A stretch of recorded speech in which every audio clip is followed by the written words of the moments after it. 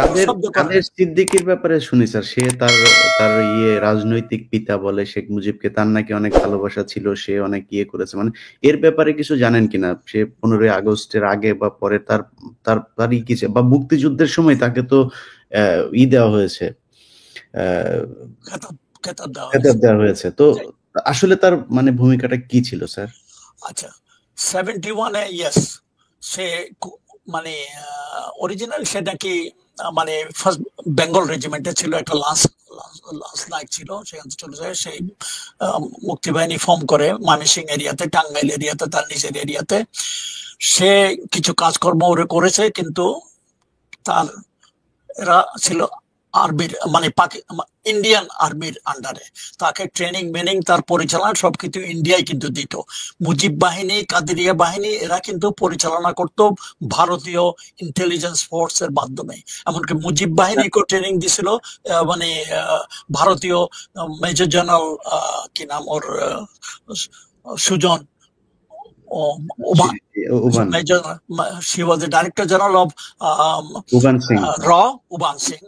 সে এসব ট্রেনিং দিয়ে এসব তারাই করেছে, এবং তারা কিন্তু মুজিবনগরের মুক্তি বাহিনীর থেকে ইন্ডিপেন্ডেন্ট ছিল, তারা ইন্ডিপেন্ডেন্টলি কাজ করতেছিল।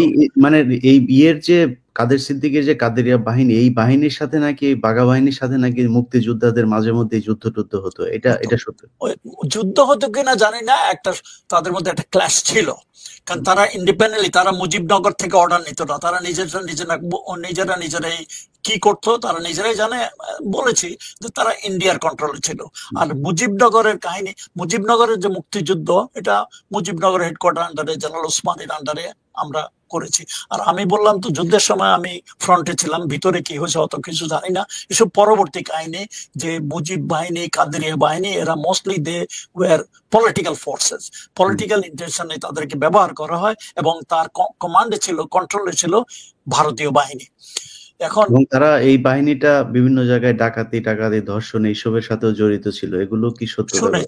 শুনেছি আমি এসব ব্যাপারে জানি না, শুনেছি, কারণ তাদের কাছে হাতিয়ার টাতিয়ার ছিল, করতে পারে। এবং শুধু যে কাদেরিয়া বাহিনী, মুজিব বাহিনী করেছে না হয়, অন্যান্য মুজিব বাহিনীর মানে অন্যান্য মুক্তি বাহিনীর মধ্যে ছিল, সবাই হাতিয়ার সারেন্ডার করে নাই, অনেক রেখে দিছে। এসব নিয়ে অনেক মানে অন্য বাহিনীরা করতে পারে, তো সেটা আমি অত ডিটেল জানি না।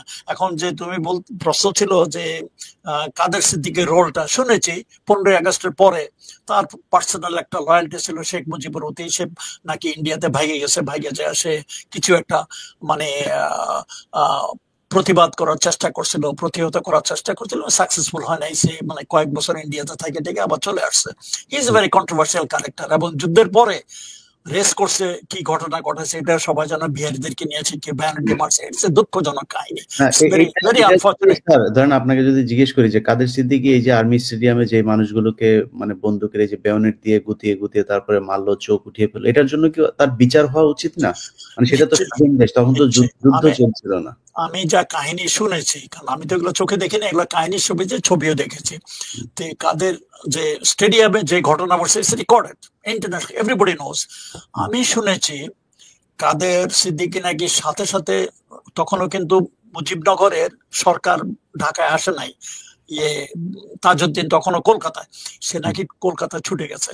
ছুটে যায়, সে মনে করেছিল যে তার বিচার টিচার হতে পারে, ওখানে যায় নাকি তাজউদ্দিন, এটা আমার কাহিনী, শোনা কাহিনী, আমি সঠিক জানি না। সে ছুটে গেছে, যায় ওনাকে বললো যে এই কাহিনী যে মানে ইয়েতে স্টেডিয়ামে যে ঘটনা ঘটেছে, এটা যেন জনচক্ষু সম্মুখে না আসে, এবং এটা যেন কোনো বিচার টিচার না ঘটে, নাহলে কিন্তু আমার আন্ডারে এখনো অনেক সৈন্য সামন্ত আছে, আমি গন্ডগোল করতে পারি।